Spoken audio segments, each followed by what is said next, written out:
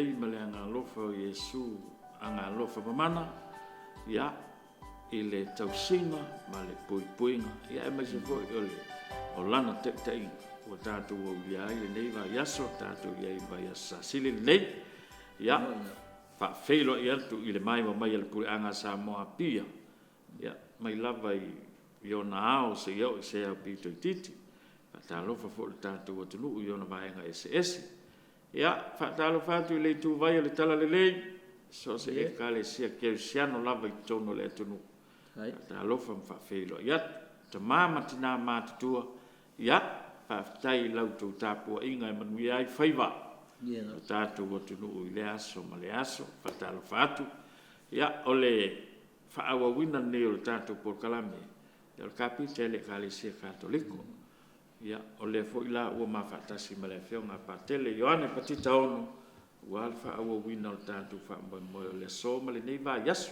ia alo mai lau mai moa whatalofa atu i lau whionga patele ia alo fo le soi fo manuia lau taringa la vea na ue whai fo ile inatu o tātou tunu ia le no wha talo fo ia mwhatu lima fo pa i o Samoa e ngatu fo tātou pureanga e malo lava ia haftai le tua tātou au lia mai fo le nei aso mai le lava i aso ia e whaua fo le tātou whasoa al kapite le Ekalesia pe ona petalai ia la vea ia le tātou iai lunga o le tātou malanga o le nei vai aso sasili ia se vai aso sasili la vea e ke ko el sili o le ia se si vai aso e sili ia ku lo vai aso ngi io lo vai aso ale tau le fatto tuo cattolico ma il fatto tuo cristiano aisia o ile ka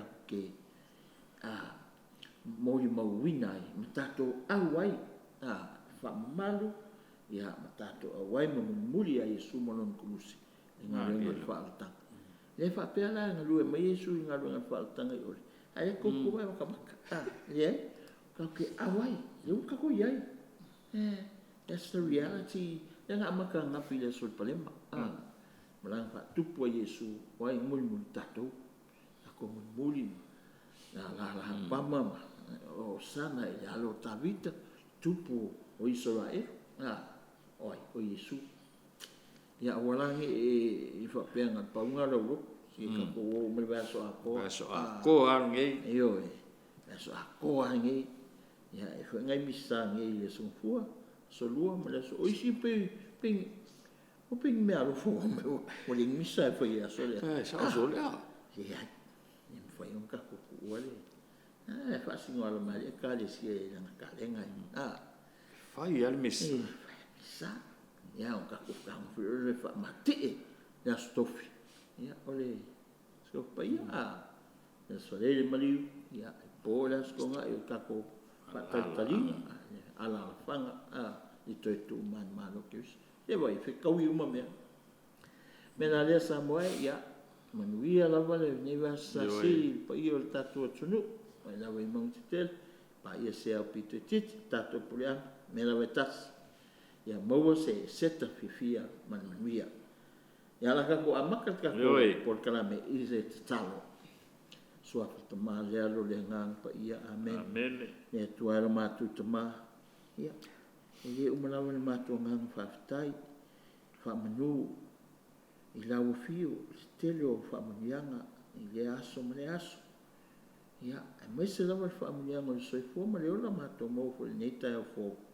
ia fa popo le soi fo ma le ola lo nu Samoa se o tunu fa te tele i lau fa loa fa te tele lo lofa e wi ma to tanga ta vai ma pa o pere ang sala ma fo fo mai upo ma mionga ia ma tu tatonu o tama lofa e oe o le alofa la veia o oe e wha maangalo whai pea e ui na mātou waalonga tata e te alofa whai tu mau i a mātou lau whanau whaftai ngā ruenga o le whaotanga sa whitai tunga elo walo Yesu Keriso a mātou i newa i aso sa sili o na popo ngalo maliu malona toi tu wa matala i le langi mo Samoa matala i le langi mo le laulangi atoa.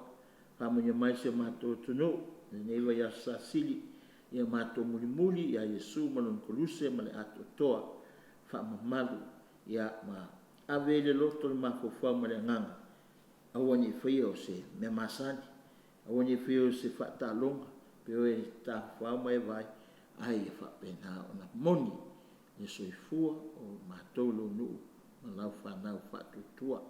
Ina ia tafe mai, kalasia ma whaamanianga le tua, e hala kāna ngā luenga toniola.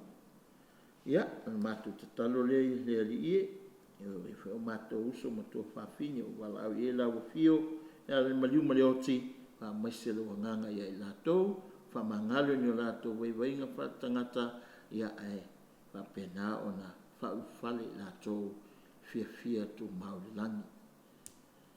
Amania le mātou malo, mātou whainga malo, mātou parlemene, whamania mai mātou puleanga.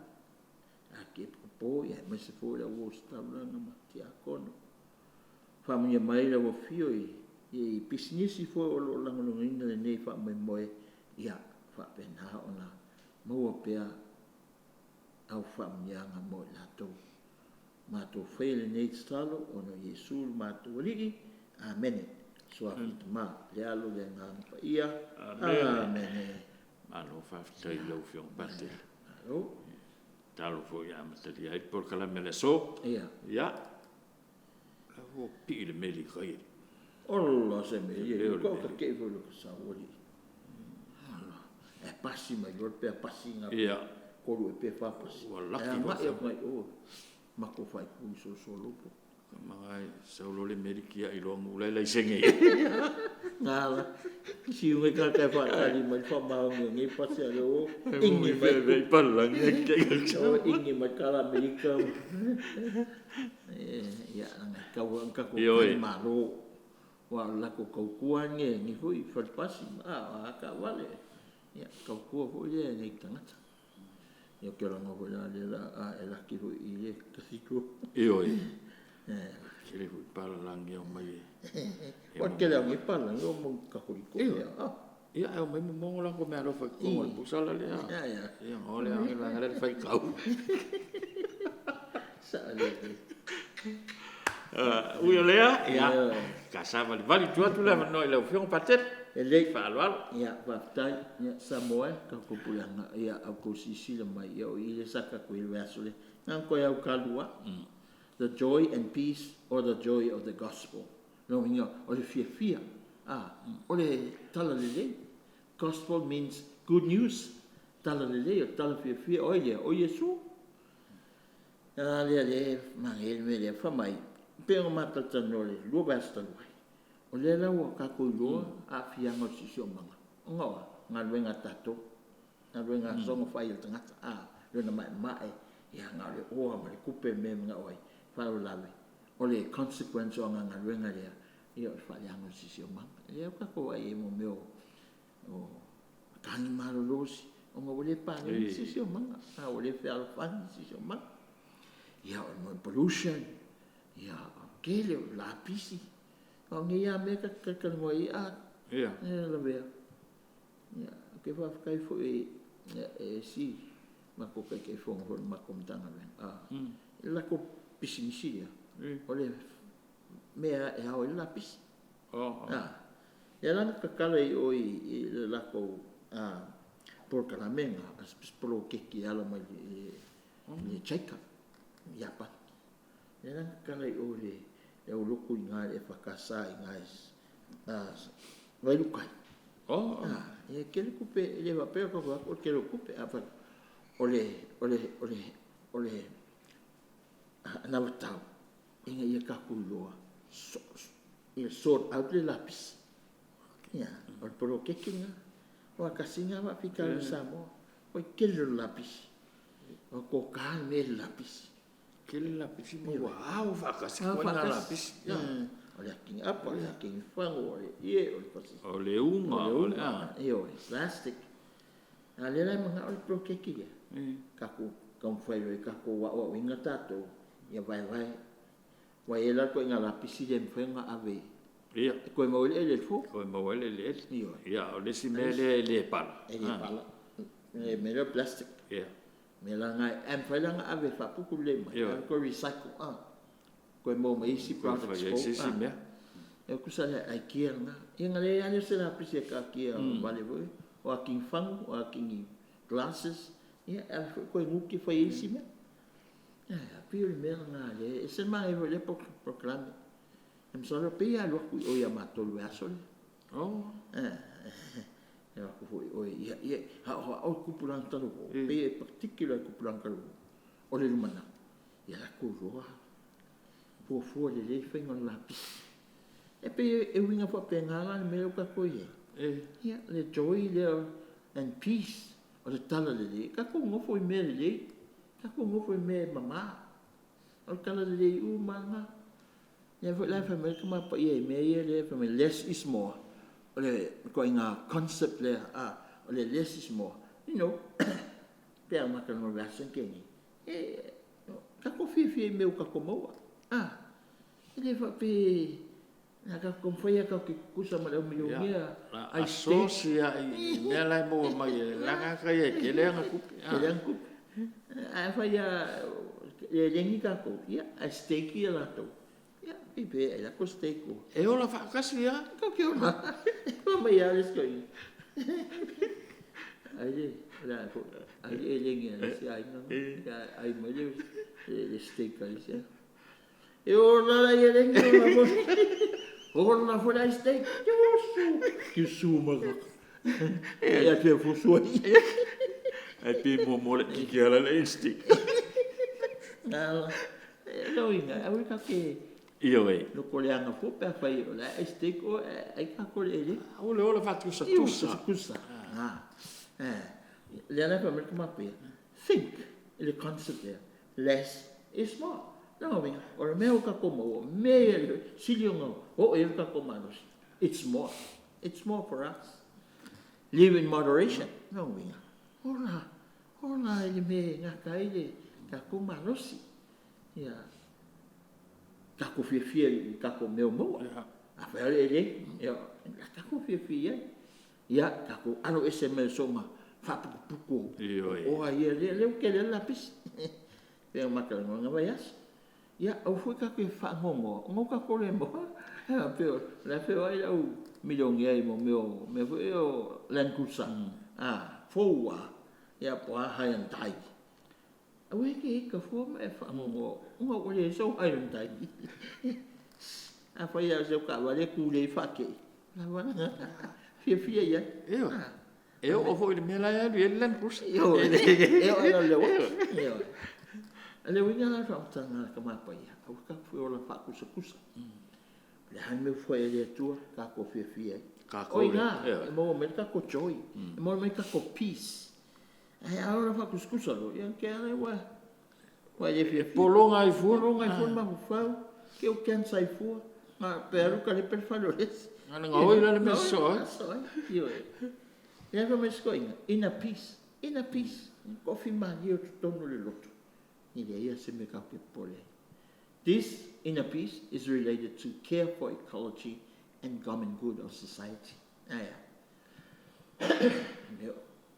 Ya kako mangka ku fam tagato. Ia, kako mai le si vai ngala, o me langa se ko ngol vaso le, kako mai lo ili si vai ngala ta wala vai e kamapa ya. Pope Francis lango mai tia. Civilization of love. Me ka via foi kako ka wala pula civilize longo winga. O tangata foi wa winga. O tangata wa lawan to fa wa winga. Fialo fan ma soa e fa soa o ka uncivilized no ka manga ya soa ye me fa ya ele ke yo lo diska o uncivilized la yo langa ke pe le law of the jungle o le law of the jungle ya ke o jungle le forest me o fe e ke le fe o mang fe o le law of the jungle o alo ma lo sia o ya le mangu ma lo sia e ke le me ma e mao o isi mga mangula e ke ya ka lo foi ngai mangu e pepe e kama makoma kama malos e pe nga ele taika ma le lionga ma e pe mangai mangai ki whainga kamanga o le loa ta changola e whali maso mele e whai me ia le civilization of land o le whiarora kako uma o tangata a mio pulea tatou tangata o ina tatou tangata iele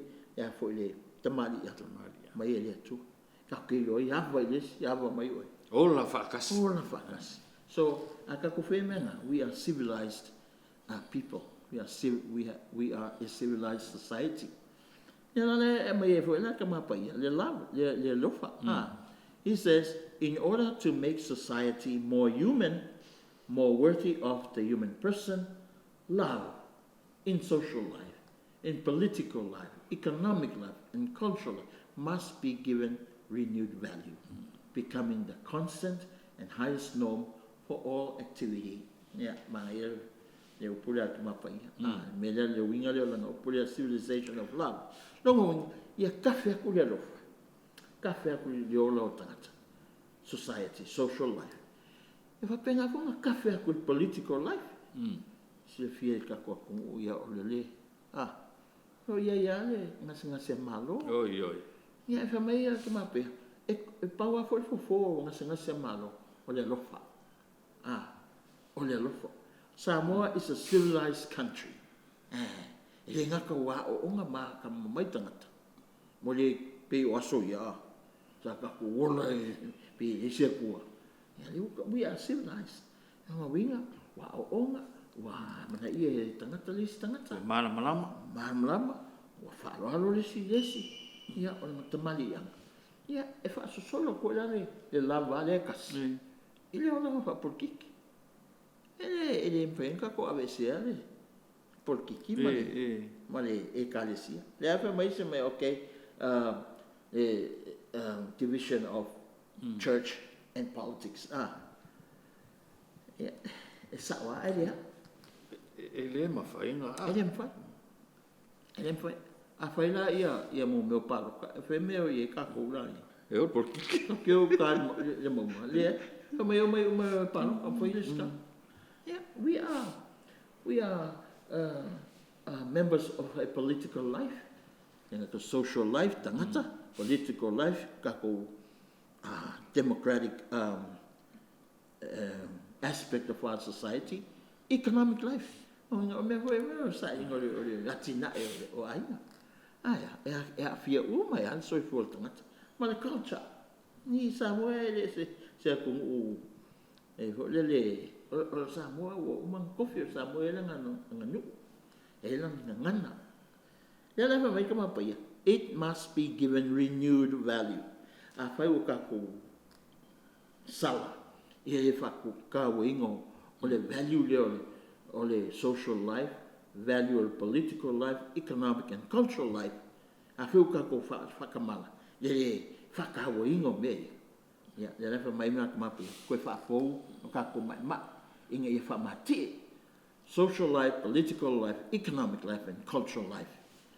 Mea i ka ua. E ka ua i a ka ko uma.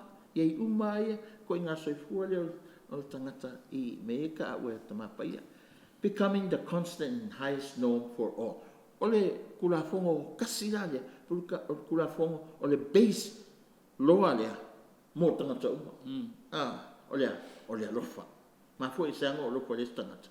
Nga i runga dignity e tamari anga. Mai e tua. Pe ese lapa ki, pe ese o kangaka fo kangaka la.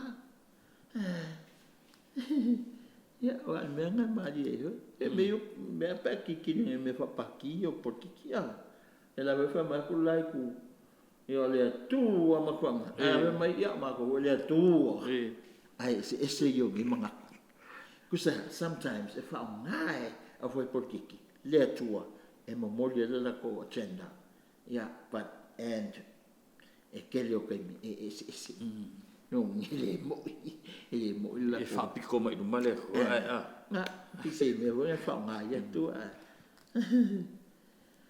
So me le ka we sa le fa mai mapa ia civilization of love o kaunga ka ko civilized ka ko lopa ia i vaenga i o soi fu tangata wa o tangata ka ko wa fero rai ka ko ola fa pukiki ia ka ko ola fa tangata tina e me se ko ka ko nganu ha no winga ia ulu mta fo la we pe ia lo fo ia tu because God is life maria ai ia le fa la fa me ka ko inga e ngai daily gestures ia po ngai me ven fen ka ko fucking o le aso e ka fa iso ka ko sao ile aki nga e fa kasi o le lalo langi ato le nga ka Samoa Pacifica lalo langi ato o le ale ia pe la ole holds the destruction of the ecology mai afa yo ele ke ko nga la ku sasa ka ya lo la pe nga ka mai nga oi e mapipulo to ka mai la ia le fa mai so ia awal sa ngoi me yo la au mo si manga awal so ka nga le la o nga le mo o kisenga e ka pio la le ai ia nga ka fo nga yo le environment so ia ka fa le nga le environment so ia ka o ia la pisi i me o vai ia la vai o le sam kongi le sam kongi le vai kafe me le kafe le sam o ma sam me le fa me ka ma pa ia encourage culture of care ma ia me le ma pa ia mai Samoa o ko e kele o ko le nu e ela to nganu mai pe fa po ko ma le nganu ole puipuinga no ni so se me ya ver ka ko nganu o se nganu ole puipuinga le puipuinga se se mang puipuinga o la au o mang fele o mang fikolo puipui tangata no ai kele o ke mi sa ka ku o ngale ka sia mai ya mata o puipui o tangata ya wa pe ya safa senta me umaka al kan ngol ko ingale po Francis ka ko pui me uma nga ke tangata ai pa pe po si sio man nga aka ko le pui si manga ku se ko fa ko sio ke ka ko ai sa si sio manga ka ko ke fa mai ai so i forma le ola tangata e si me ka ke mo ka ko vai e si me ka ke mo me ai ka ai mo la ko pe si sio manga ele part of our spiritual so this is part of our spirituality with the environment the environment for the spirituality por itu falhanga por the environment okay o lisi me se ka ka ke ma fo o meio fango kanga Whainga whaiva. A ka ko me se sa mo ya soi. Ya. Fa mai ya okay. Fa ya ma fa ke ngale le ngu leo. Sa le ngu leo lo tuanu. Se na ko ya. Ai le ai. Ole e fa kali e kai me ka sa. Ya me ko sa. Ole ngai. Ya o ngu fo yo po so. Ya fo la ko ya. Ole ngai fo la ko. Na. Ole me na e o foi lo mago fa. Pe fa fen ku punye me. Ole alo ka kai. Alo le pe ka ngoi kai. E ka ngoi o sa. Pe ka ngoi le ko ya. Ya. Ngai ka ia mai le ale. A fa me ole ritual ngai fa. A o nga ka kali le ale ngu le. E mo ko fai al fongo ngu. Fai sa nga me. Fai me ai. Ia le fa kali ska nga kala sa. Ia le fa kali ku po pa ka. Ioi. Ia ngai, ngaru le au kai, e masel kau kai si. Ngana ia kai. Mai alu foi la ko ritual kai kala mo ia. Ia ngas au lai, maka kai mai. Kai mai. E sa waro ngaba sau le me. Ia nga o ai uka. O mai ngale o mai ngai ka fu e kui. Ma ko e uka. Ko le ko mo ngi kai mi le me. Hai. Eu vou para o lá. Saka ko fa kali le palo ya mo ko ke vali ya eu venho lá fantasma e fa fe que o homem ele kan ngoi ngakali there is spirituality ele va fe ngai tangata ma me yul se manga ya pela o e fe so ka ele ngona fo ya ele nga ko man ko ro ga mention nga ba son ke o mai au wala fonga e sol ko fewa e man ko la fonga foi mai ai se a pila sa alu makafanga. Kaya ko lang nasa uliya man kako kaula. Oilo, na le pe kio mai. Nga ko pe kero ko ngore ya sa uliya ko. E fa fe ko ya. Ha fe. O ni e fa ni ko fai ai ma fa un kako ma mai kako kalai ve. Kaukia. Pam kaukia. E ma kaukia. Ele ngal kako atunula ke lo so ko ngol pasifika. E fa pena. I me ara io totai, e io san. Sel ma confi. Because this is the spirituality of the environment. E kali mai o kakuma. O le sia kale o msalua e sila vo ye. Ya ka vo le sama le pi fan pi ando le focus le ka ko ile isi ma. Ya vo le ngole. Se kanka vo e sia ko poli. E la ko e mangunga pi fil e o pe va le nga ke e ka space io a nge ya la ila ru nge ile la lo lang ya a nge ka nga indigenous tribe para ko nga e pui se chama mai o mai wa la sa wa e lu va indigenous community ya male makaka ya mai fa ka yo mai fa ya ka pala la ni ma yo mai ka kipi ro na we fa la ko ma ave ya ale nga na indigenous tribe o le pui o ko mai kipi ma ko o ko me fa le nga fa sa go ya o nge me masingi nga wa pa ko me ele me no ele manga o ele nga fa ipi se ka wa nga nga o ko I ave fe o ki fu nga isa ka mo pui nga si manga asia nanga pi e ma a ki ke nge mai mo la ka le no vea e o la o pi si ma ya ke me favorite chola ale tribe le e va ira a mo fola e pe mori e mo mai fa pe si wa mai okay ma fola ma pe vai ko nga me ko wala le me fi nga lo ma pa ia o le spirit o for you o me o si ma o la au o ia o man felele o man fitolo ke le yo me penka ko ave ma ni fa ke inga ho yo me yo spirituality o le environment nga ke me yo fa mo kanga u ko fo le vao ia le fa mai ko inga na mai wa ngai me penka ko fe eu ka ko o la fa yaso e ka ke Facebook ka ko sao ile pui ngal si man ya fa mai for example turning off unnecessary lights ka ka ngoi fo why afi ke mo miele le pau e mo kape afi wa mo se kape mo lo ai no la ai ke lo ke mi fa pena ka ko sa mo le pau ya le ka ko pau pe ya le la e fa mai pui pau se fe pau ya excessive use of water yo so nga fai le vai ai nga fa pe sa mo ke le vai ya ka ko so nga fai ngalo ye ka ko ma fo isia ko lo lan ya wa ma ka ngi vai wa ma vekele ma vekele le ngi vai ya ko ye le la fa fe la tangata me la nga ya ka ko le fa sa mo le vai ka ko ma fo ngi ka ko ye se vai le la vai yang ka ko mu ya to nu le o e pe ko la mai vai pe va ko ngi la ko vai alu le va ma le ka vai mo fa mu vai me ma fa mu vai e va fe la pa le pe se vai spong vai o le lo me aku ele lo pola le me la fa io e wa le singu le tu pai ko le tu pai o le desert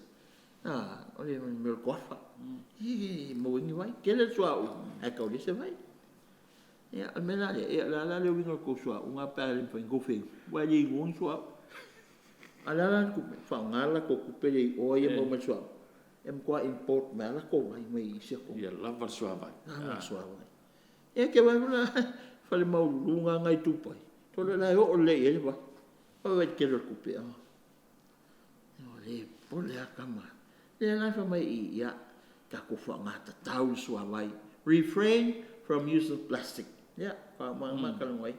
So ia ka ko fa nga so ngi me plastic. Ya misi, a foi fa nga. Kong ila pisi ka ka nga le plastic. Io No fa nga ave ko recycle. Mo lese me fo nga me ka ko lo ma. Ya, mana awala ko ka ngi plastic. Pela ingi ngwala ka lu pasi. Kongi vaf. Ai ya. Misi ka tu plan talu pa mo. Ka puling. Ya ka puling pe o swai o ia kong uia wa o kunga ora ka i walu lanes o ia le o ke ka puling la ia leo fa kasi ape o lo kelenga la vea o a o e mangiska ka sko o e fiu mana ka wa ka ko ka wa ne kas Kasi gava. e ku ka wa le la wa nga ia o ngi ke le e o ngora su fu le a me la o ma ko ka ka wa le pe ngo ka wa le kas O so songi vo nga le fa le nga in no le. Io, da ka ko mai ka ka wa. Ya, fa me ka puli, fa nga me. Ya, cooking only what can be consumed. Io. Imagine me. Wai, kuka nga me fa ka ko ai ngi ma uma.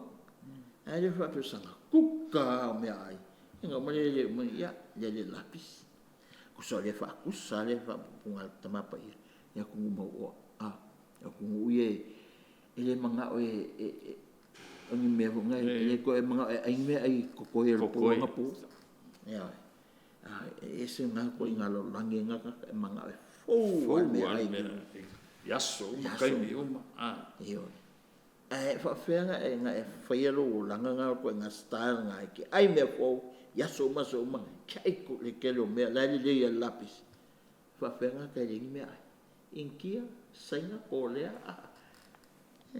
kele ko lo la nyo lai kele ka kafia o ka ka le se lo fa io pe melenga o mai ele kama pa ia kusala ai le lo fa na wale mas spirit ya we se lo fa le nga le lo fa le tua ka ko ma fo fam ku ku le lo to ma le ko fa ma mau ka ko ma ku la to le ngi me ai le ngi vai le ngi lava le ngi fa le ngofo ai ya a fai foi mo fai e ka ko fu e fo me nga ave ai mala ko se ve ka ke o ka e se le fa mangu yang o sa mo le tu ke ka no me le o le a fo le o le fuaka ole ciao e ulu ma ko o so ole ka le lo e pe wa umar me le fuaka o le ko info wa va solo a ko pe al mo di sole ciao pe ka si se e pe ko ni ulu la ka ko me le ma ave kas pa pia o ka se lo fo le tu ko le winga nga ora ka kala ya lo fo le tu ya ka ko te lo ka ko me ai ke le me ya pe la nga o ka ko pui se se manga e fa pe nga fo pui se se manga i lo so fo ma lo wala ya le o mai pe se se manga o me ai ka o so fo ma la le nga pui se se manga ma kausi se se e kali mai foi se se ma e kausi me fo ya kausi mai ka ku fa le nga la ya e fa le nga lo le ma fe ka fa mo ye ya ka ku mai la nga le sacrament signs le pe o fa pi me ko ina le wingo me ka ngoi e sacramenta there's a theological aspect there o le o ka ko ka ngoi ngol si manga le va tangata le va tangata ma le tu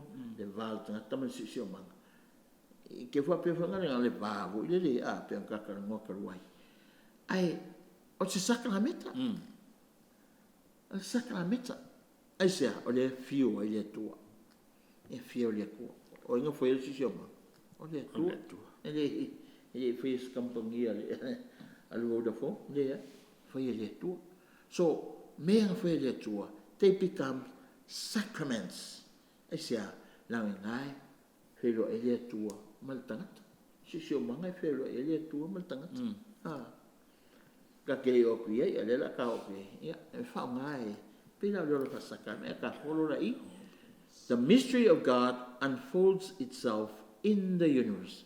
Vai. e misteri yo le ko misteri yo me o el ka koma fo fa e se ma to ai le tua a le universe ma me kama ka me ho slides here o si pa o le misteri yo me le mfinga o fin ma fo fa o ka le immensity o le universe na fa le tua ya na la le ka o ta ma pa yo le misteri o le atu. But o misterio e fai loa mai e tatou e ala ile sio maka. Me o le natula. Lea me ia example, leaf. Wai. O le lau o se la au. Ai me pulpula e me kasio me focus e. E ka mai e te oe. Le pa ia, le mamalu, ma le misterio le atu. E ka ngok nge mai se lau la au. Ia pe o le lau koko. Ke vai koe le pattern la e kusi ai lua kule me pese se vein yo nga ko a longa la Onga au ka fai. e pengi vein so nga le kingo ka ya e ka me le ka ko e se ma ka ki o le ko ko ya nga ko lua ku ya me ai o vein se le la o le leaf ya po le lau le la. E lua koang o I fa so ai me ai le vai ngol ko. E o ai le lau. Ya fu le mana I le tua. Ya o le la o le nga. E ma ka o kia Kwa ma ki a. E lo ka ko. E le ma me ka ko. Ka ko le ko sala I la that's it. Ya. E yo o le loto te lo sia. Me o si sio manga. La au po ala me. Ya ka ko mama. Na pio ke mapa ia le wanga fa pula mai tato fa io mai ka ku sole o so foi la ke foi ele tua ia la au ma manu pele man I kulanga le ia ke pe fo tino tangata ia mo meu veins arteries e fa ele nga ngole tua ba ko le kokole ka ke o lai e o mai kum fai ai ka vai o le orla le wa toto o le orla e fa pe ka singa le tu e me orla ya ma fo la au tangata e na me ko inga a leaf ya po se flower ke ma fo e ma san ki se fai nga fo se fo se okay fai Em foi sem que sim, não nem com vaca assim mesmo, substance para me produce, mas se fosse lá. A mãe foi lá com queijo não me fake. O meu foi lá, o aí ele olha mais ok, olha natural lá, queijo me moni me foi ele tua lon for linga malona patusa. A mountain trail, olha mountain trail, me foi pequeno que hike numa mão. The trail it's very important. Ei me se la tamapa ia. O me o mai fai lo mai le misterio le tua. Dewdrop, la le dewdrop. Se vai me. Ya vai me se le kunkulu a se. O kimu se la au por. Ele singa i E mai kau mai kamapa ia ngi me o ia kunkulu le drop le. O le ngaluenga foi le tua. O le misterio foi le. O le halo foi le tua tangata. Poor person's face. Ia ki kilo roa mal tangata. Foi le makiwa. Sanga foi le kaulango fongo foi o kele. E se mea ai. Le anga wala masa sai o foi prepara le ka ele. O inga foi le. E fai lo mal misterio le tua. Wai kanga ka ku pe ka ko ngol I mo tangata. Ngaka mai ngaka makua ngaka mafakio ngole pua na vele me makiwa yo le yasi se ngaka le Mother Teresa of Calcutta nga luenga nga lu ese mai ko ai ngale sai ai ka kalo mo ko simo mai ye ke manga o si ko ai ngam ko yo ai pa kingo ka miki mamai ese me ngofo ai o Calcutta India ia nga fai langa I ko ai ngale ale Daughters of Charity ia ringa o afafini o fo yo o le alofa e le ko ai nga Mother Teresa. La si ia ki ngā Mother Teresa se pepe a wa whale konga e ti form palapala le lea o skaka makua ho le makua mai papala le kingo hamia o si ia o pepe nge po tangata nge mai nge makiwa mangongi le ka ele o si ia le atua o si ia Yesu ya selman person's face o le misterio le o le atua e fio mai fai lo mai e pe us tangata motiva me le kaunga alo e ko ele upo ka mapa ia o manga kwamtanga awangi alo mata o tole o milionea e fo le tangata motiva ai sia Yesu e pe ko inga le o e mo o ma la salo e po la salo mo io che le nga me la ko fo mai le ele e lofa e ko ele mo sia so ko misia ale lo fo le to mai Pope Francis o makalio Pope Francis o le o langa ko ainga o le Jesuit o le to ainga o Yesu yeah it's a huge organization por le ko ainga lo lang pe ya sili la ko pico lo le solutions le ko ke la lang ya to Jesuit la la ko spirituality of the Jesuit for my finding God in all things. Long winga e mako ke maua mai loa le atua i mea o maa lo. Ele nga tangata, e maua foi mang fe le mau i al sami mea o la. Maua la au. Insecure mea o finding God in all things. O le spirituality la le Jesuit. Le foi la whanga mea ka mapa i ilang kusi le. Le mai in the sacraments, po sakramenta, water, oil, fire, and colors. Le whanga ai sakramenta. Kau ia pap kemal kam kiki. O me whanga. Vai. O suhau. O le ipa. E o le molisela. O mea ngā. O mea si sio maka. Ka kemo me. E ringi mea mai langi o mea e maua i si sio maka. Ea, whanga le Ekalesia. Le tau o mea e whaatino e sakramenta. Le baptisonga. E vai. Longa winga. O mea si sio maka. Leu wha sakramenta ina. Peka ku wha punga si swa punga. They become sacramentals. Sacramentals, o me alama iei le fio peo le atua il tangata. Ya, e ka komisanga i kaya. Sacramento e Eucaristia. Ea, ale nka ko wheiwa e fo me Isu. Ya nga kailanga upo. Ya alo na tino malon toto ka ko le karisua ia. E vai. Ale al falawa. Ma le winga, o fe me mai. E mai lang.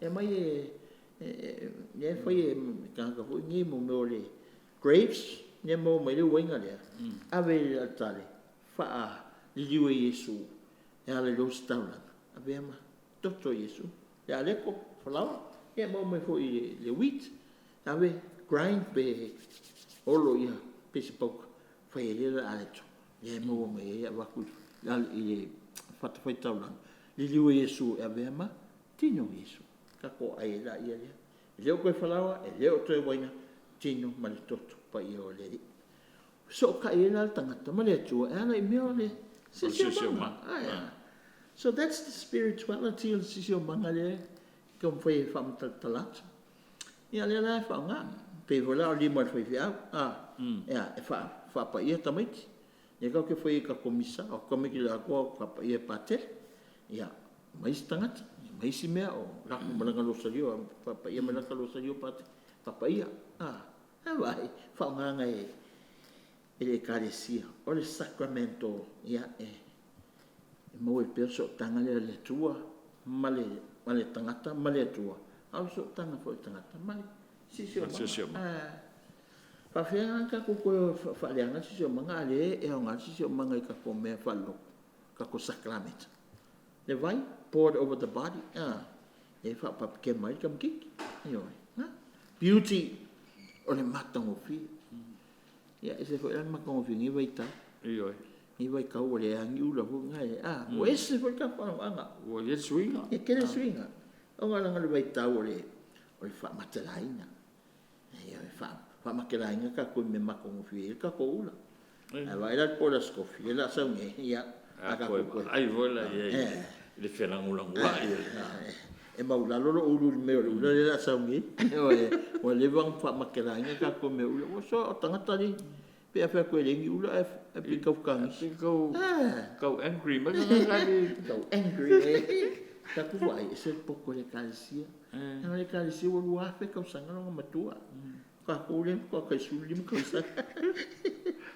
Nga mai le. Ya le kalesia. Yo sa va ngofo de. Fisco koma. Koma mai sui. E se le ngofo sui kuili, kuia le lim. Si malolo. Si malolo ngai lima. Malolo ngai la au. Ne kau. Ya. Ya vea ni vai aso vai tau sanga fangfu. Ka kwa matela ni. E ora voi vai tau sanga la le ole. Ku. Ka fa sanga voi le fai ka. Voi lau ko le fu le la. Su e ona ko le lo di manga ku ye pe mal di manga ku le ni. Ya esa la ngai ale. Ya wa pela beauty le from my kama pa ia. Expresses divine harmony, transforms us. Yo. En melang makal ko ko fu mse e po la vea harmony. Yo si manga e. Ale peace. E complementary me uma no me so tai uma me uma. Tangata ma le tua ma tangata ma si manga ma tangata so kai uma me uma. That's harmony. Ya so ye la tato so ye ka ko pela le ka ko maka ho ngia se ngaka nga o me o langu ko ie fa nga le kalisi mula sa le ke ya ke le mga ka le ngoa si tinga lo ko sa ya mga lang ka ulang we mai le of fo misa nga nga le su ya pate ya amai mo ya na pa ai ma ya nin ko se mo ya se me mo fa vai ele me apate le yo petito no me ale kale si le mai ko mu me le fa man me pe le lo mai fai yo fu ka ka lo ma ma lo me si ni me alo ka u e pe nga mai na pa yo vinga ko ka ya ngala ya pela o langu church architecture ya ngau singa ka ko falsa sa katoliko ya ole Coluse le architect o falsa katoliko ya sorry ya ngale ya le va pe ko pa wa le voi ka falsa ya ping for va ho ngale ko focus ngal fa sa ya ka ko architect ole Coluse ya sounds ya o meu pese hymns le ho le pese o se manga le liturgy colors lights scents me ho iore kulpulu es el mangong ya so me o mana ngi ka sacramentals ta ele ma fo tangata ile tua kami kia kan misa la fanga o so vai ele ngi po fiu fa ko ele ngi papakiu me ole alla ava e fa per kulpulu ole po pusa me ele le pusa me flame ya wa mumu le ya mumu wa mi fa kamai fa ani ole papakiu nana le ngai fo ma kulpulu fo ali vai ne que foi palang la cosa kamai ma kako vai ne mai ngai me lai que po le mo le aso pa ale va la ma ko kafu ali ma le per me nga mai aso le me fo mu a ko ma kulpulu o vinga o kamai e show e mai que ni ole kwa pusa ale lo la ko mo le pate ya pe o me o mai o si manga e ka no mai kuma pa ia pe sacramentals ta to le tu vai mai la samo le wa mai me o si manga e fa ngai sacramento le kalesia ta to le tu ngai ma sali pe ka ko matanga ma le tu no vinga o ka sa fa le nga si manga that's the spirituality o le si manga ia mana me ka ua ngi o le incarnation por misterio o le liutino tangata o le atua o ki sisila mai o le atua o le spirit, o le misterio. Aia, a leu fa mai le atua, okay, le lau mga okay, liu tangata. Le la liu ka ngaka mai ai, ia Yesu. Ia Yesu. Na leu winga ngame, o feso o ta ia le atua, ma le tangata. O feso o ka ia le kua, ma le si o manga. Ai sea, le anga ole a fo le carnation, po le carne, o le carne, o le flesh, le ala e ki kilo fo la i mea o le si o manga. Flesh, le tino, kingo le la au, kingo le pomi, kingo le sopongo si tulo, kingo le ia, kingo o mea uma. Ea, ale mo ka ko pai. Le la wa fio ma Yesu o le misterio, le fa long kingo, oi, Yesu. Le ka ko pai, ka ko fa longo e, ka ko ai. Longo binga, o fa pai e inga o mea uma. O le si o manga. Il kemi ngali utino ta ngata i po le tua. Ia Yesu. Jesus is now enfleshed. Le flesh lenga. Le kako. So we become one with Christ. And all things with Christ. No wonder this Jesuit spirituality le make preference. Finding God in all things. Longa winga e loa le tua kako maua le tua mea uma. Yeah, makes sense. Makes sense, oh. E kako mana le Eucharistia. Ne vai le la kuku mai el sacramento le senta le orfa kuku en Katoliko. O le Eucharistia. Fiku sacramento. Pat, o le Eucharistia, o le senta, o le fiku le ale le Eucharistia, le o ngatutono, o le soifua fa sacramento le tangata lotu Katoliko. E se wingo isi sacramento. So, o isi sacramento e ono, ia e maua o mono la ko winga, e sacramento le Eucharistia. E fa mai ele Vaticano lua. The Eucharist is the summit, is the summit, foundation and summit of the Christian life. O le Eucharistia, o le atoanga lea, o le whaavae ma le atoanga lea, o le olanga whaakirisiana. E alea i kai o i makomtanga lea, o ke sasanga le Eucharistia. O mai loko, o mai eri, o mai loko. A ko foi anga mai si sacramento. O le Eucharistia. O angi kuai se sin. O angi e kuai me le Eucharistia. O kuai. O ba be alwa ni. Nga, e ke le kuai mai, e kuai fuli mai kua le. Ka ku kalmu muri e fuli mai kua. No, ngofo mai le amakanga se yo le fai unga. Pe o ngai ngofo o le Apollo, le cinema. Ya, se longa. Ya, maka yo se ngofo le kai amakase. Ai le ai ma se moe kai nya ko le kala ya. Ai ka pe ara umara. Sol. Ava ia kua i lunga ngo umara. Ai le fa la mo misa ngengolo. Sa wa kulang me ai alu fuli mai puas. Sol, ese senga ngaka. Winga falta ngata hamon mole kasia pe kasi kulale ka pe ko misa. Ya aka ko ki ya ka ka go ku. Oh, sure. Ale mas fe mo. Al fa ka wal popcorn ma ai ana. Mas fe al fa. Melanga ya tau the Eucharist, the living center of the universe, joins heaven and earth. Yes.